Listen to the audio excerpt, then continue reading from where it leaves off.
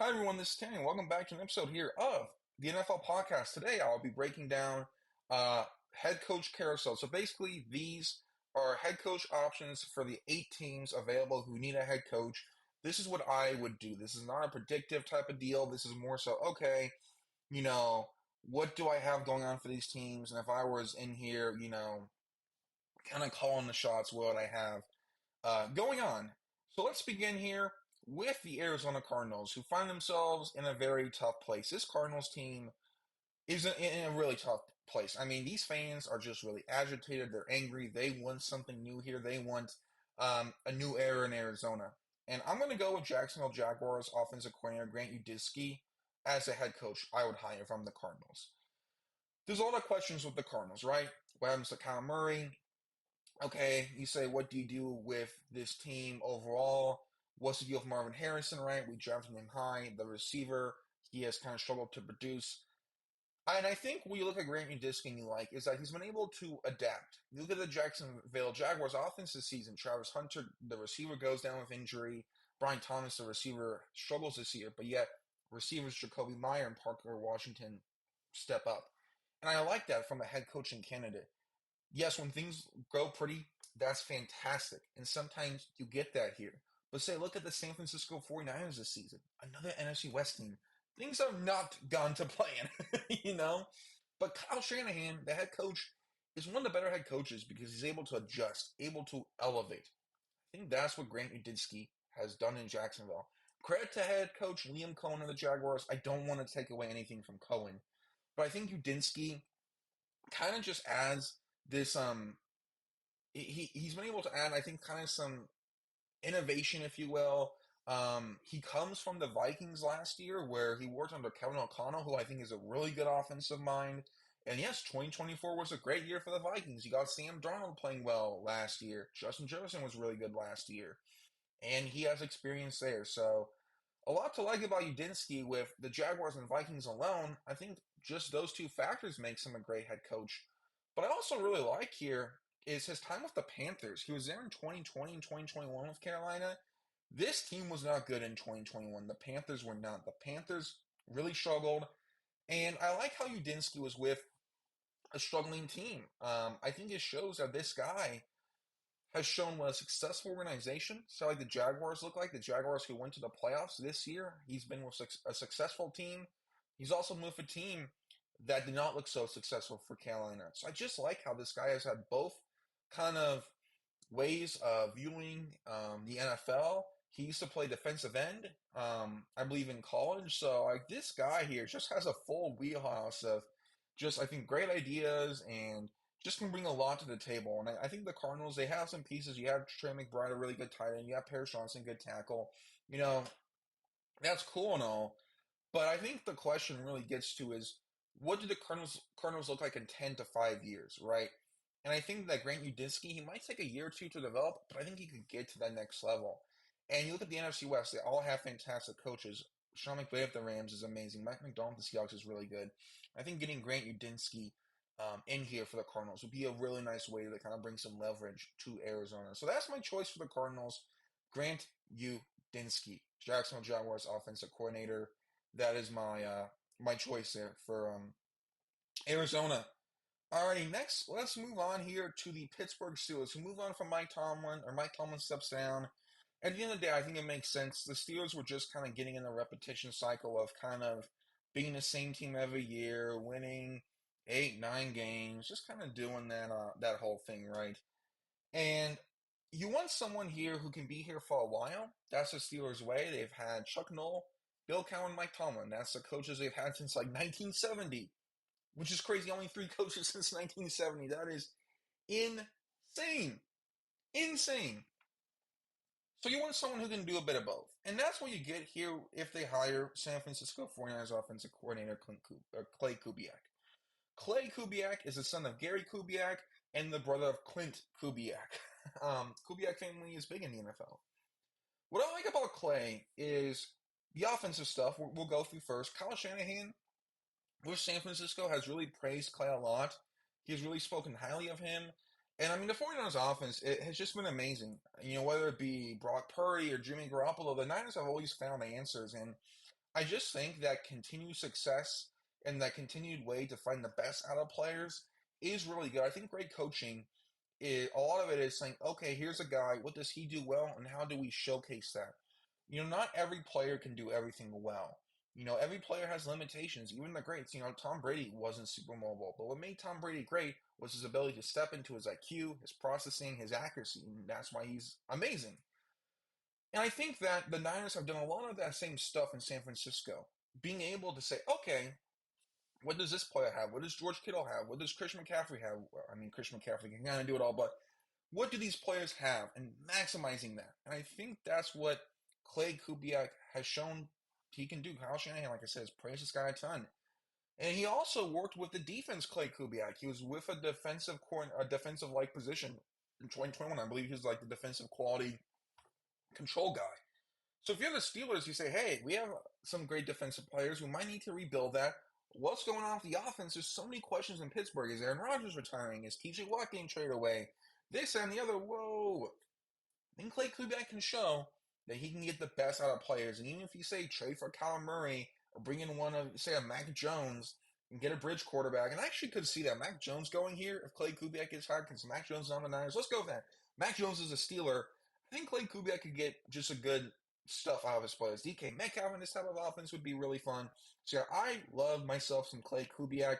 I just think it makes a lot of sense, to be honest, and I think it's just a lot of fun. I like him to the Steelers a lot, and I think this is a team. I've talked so much about them going new and innovative and fresh, modern, modern, modern.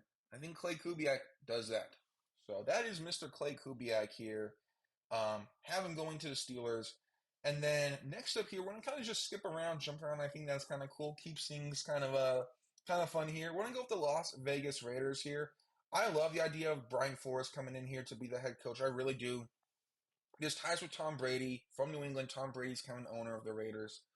What I really like here, though, is Brian Flores is just culture and his just ability to come in and just kind of punch you. Not literally, he's not out there fist fighting, but I mean, you watch the Minnesota Vikings defense because he's the defensive coordinator for the Vikings. I mean, these defenses are flying around there. They're tough. They're physical. They always bring it. You look at the Vikings this season, where the offense wasn't really ideal, right? The Vikings offense really struggled this season. Yet the defense really kept them in games. And that's what I like. Great defense is not just getting three and outs. That's a big part of it, but it's getting picks, getting sacks, getting turnovers, right? And Flores' defense flourishes with that. Kind of a bit of a pun there. But I think with the Raiders, it's like, what's the deal with this quarterback? Is it Geno Smith? Is it not? Is Max Crosby getting traded away? Very similar situation to the Steelers, but I like Flores to just bring that intensity. The Raiders are one of those NFL iconic teams with a culture. When you think the Raiders, you think of those tough physical guys. You think of those guys just like, whoa, that's a Raider. And I think Brian Flores can bring that in spades to this team. Flores, the links are there with Tom Brady. I think he'd do an excellent job just rebuilding this team. That's why I would hire. Like I said, this is predictive, but Brian Flores, man, him to the Raiders just gets me so excited here. That would just be such a great move here. Flores, I know, also kind of got screwed out of the Dolphins job with some weird stuff, so this would be his chance to go in, redeem himself. The Raiders play the Dolphins next year. I am getting hyped up, and this is not even an official move. That shows you how much I think this could be a great move. And Brian Flores, he could fit so many other teams here, but yeah, Brian Flores to the silver and black, I really do like here. Alrighty, kind of talking about legacy. I have Chris Shula for the Miami Dolphins head coaching job. Again, another head coaching job opening, another mystery of a team. The Raiders or the Dolphins end up moving on from Mike McDaniel. They have hired John Eric Sullivan from the Packers, president of football operations. Amazing move. Amazing move. One of the best president of football operation hires I've seen in a while. Or to be the GM. Like John Eric Sullivan did a fantastic job developing talent in Green Bay. He's been amazing. Like I love that hire so much. I saw it. I'm like, yes. I saw they interviewing him. I'm like, yes. And then they got hired. So, woo. Getting really excited here, right? But kind of, I think where this leads into Chris Shula is that John Egg Sullivan from Green Bay has done a longer time developing players. That's kind of the Packers. They develop these guys years over years. Whereas I think the previous Dolphins regime was trying to rebuild this team quickly. A trade for Tyreek Hill there, getting Teron Armstead here, boom, boom, boom, trying to replicate the Rams. And that just did not work. Good attempt, results. I think bringing in Chris Shula says, okay, this is a guy, when he was a linebackers coach in 2023, basically Ernest Jones, who's a linebacker, led the Rams in tackles. I believe he set like a franchise high for them. And we've seen with the Rams defense this year, guys like cornerback Emmanuel Forbes, who was viewed as a draft bust, a not good player with the Commanders, goes over to the Rams, and Chris Shula helps them turn into a really good corner. We talk about these edge rushers here. Jared Verse, right? Byron Young, Braden Fitz. I mean, the work what Chris Shula has done with this Rams, edge rusher room. I mean, you look at this Dolphins team. You have guys here on this edge rusher room like Chop Robinson. I mean, that could be really good. I think Chris Shula can do that. And I like the player development aspect of it all. I really do. I think the Dolphins are a team that's been trying to kind of catch up to their teammates, catch up to the Bills, catch up to the Patriots when they're in the dynasty. Now, kind of coming back. And while I think that's admirable, I think you really got to see this thing year by year, and I think Chris Shula can do that. Plus, he's a grandson of Don Shula. I love that. I think that's just a really awesome move. I would love this hire. I think the Dolphins would go in a really good, healthy direction, rebuilding, kind of building through the trenches here. I just have a lot of respect for Chris Shula, honestly. He seems very well spoken, yet honest, yet not that big of an ego. Like, he seems to be honest, humble.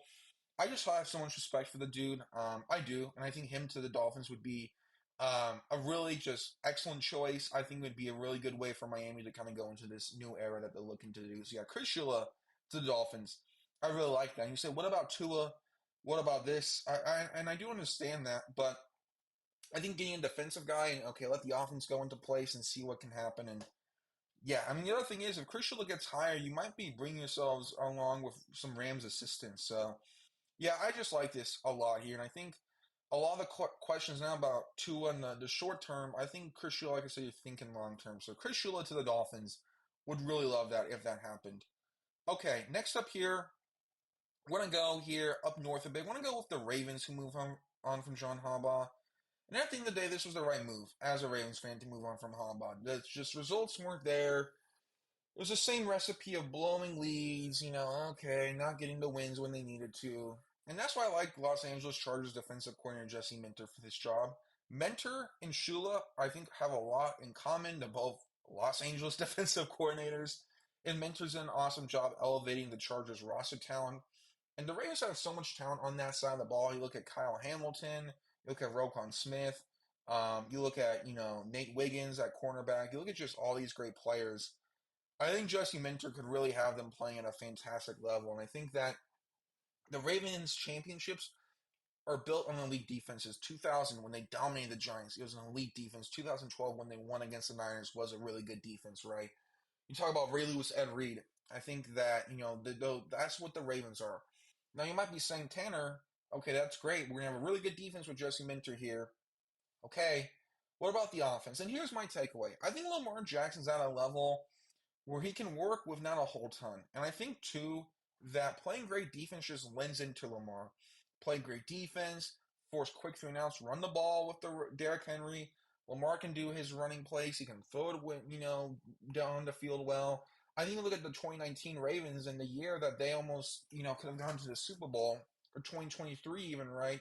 Yes, Lamar was awesome those years. Those were his MVP years. And that was fantastic to see. But at the same time here, I think that another reason the Ravens were good those years was because of the defenses. So I just think the defense of it all does need to be accounted for. I think Jesse Minter has done a really incredible job. He is working under Jim Harbaugh, so to kind of come in here, replace John Harbaugh, I think that'll just kind of be an interesting move. I really do like this. I do. I think he would be a great fit. I think Brian Flores as well here, but Minter, I like him kind of for the skill set with Baltimore, and especially that secondary. So yeah, Jesse Minter to the Ravens. And then next up here, we're going to stick in the North. I really like the idea of Nate Shieldhouse going to the Cleveland Browns. This is a guy who's the Los Angeles Rams passing game coordinator. And the Browns are just a really interesting team because it's like, who's our quarterback? said that a lot during this video. What's going on?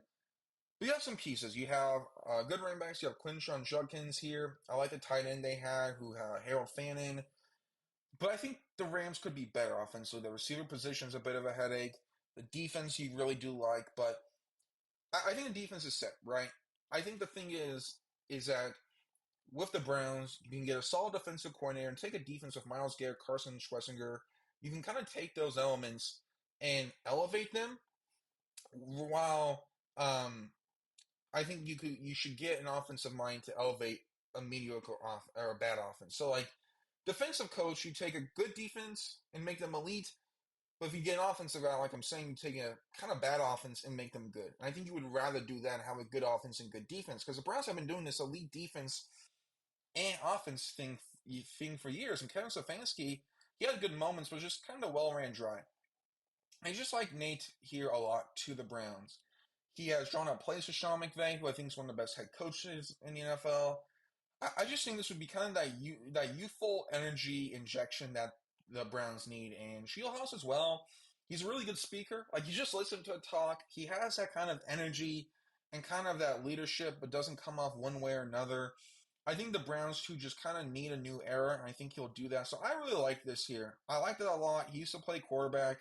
I like Shedeur Sanders a bit, to be honest, as a Browns quarterback, but if he gets traded, whoever they go with, I like this a lot. He's been linked with them.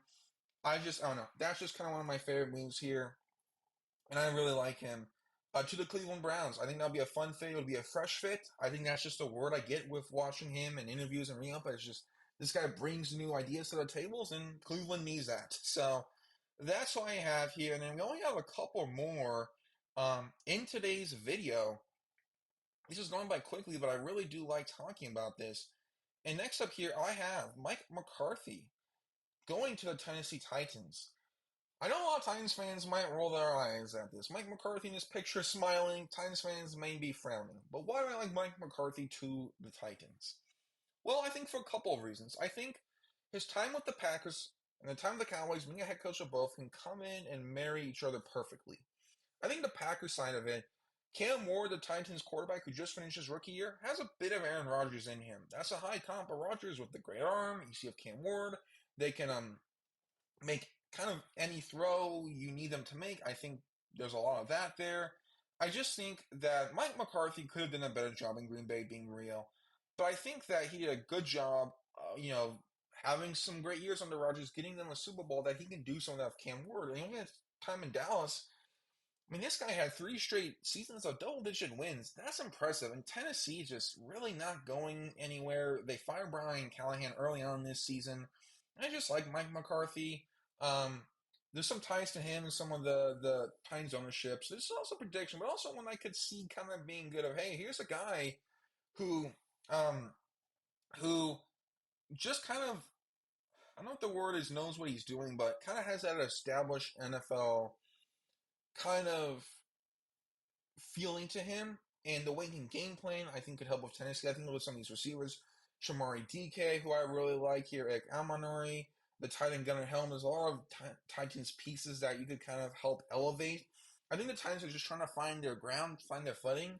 I think Mike McCarthy could come in and say, hey, I can help you. I think he can also help do a good job of establishing a staff. I think he's done that in Green Bay and Dallas. So, yeah, I don't know. I just like this move a lot for Tennessee. I think that gives them a good groundwork and framework to go into this Cam Ward era. And, the defense as well, there's some pieces. So, yeah, I like Mike McCarthy to the Titans. And then we finish off here with none other than Clint Kubiak, Clay Kubiak's brother. He's a Seahawks offensive coordinator, and I think he goes to the Falcons. This has also kind of been heavily reported, but I think it makes sense. The Falcons here have the playmaker set up. I think to have this type of offense work, this kind of Kyle Shanahan offense, work off of play action, run the football. I think, too, that the president of football, Matt Ryan, yes, the legendary Matt Ryan, has a lot of experience in that system. And Matt Ryan is not playing quarterback, but he's running a team. And he has just experience in this system. I don't want to spend too much time on this, and that's why I made it for last, because if he does get hired, I will do a podcast breaking down the hirings. That's why there's no John Harbaugh to the Giants mention here, because I'll break that down for a different video. But yeah, I think it'll just be a good offensive fit. And yeah, but that does it, everyone, here for this episode. I'm really liking doing this podcast, y'all. It's been a great way to talk about my feelings. And let me know yours in the comments. But like I said, I've never come on here to say I'm right and you're not. It's more so kind of my thought process of why I think the way I do with certain NFL teams, and it's been a lot of fun. And until then, y'all, take care and enjoy watching football.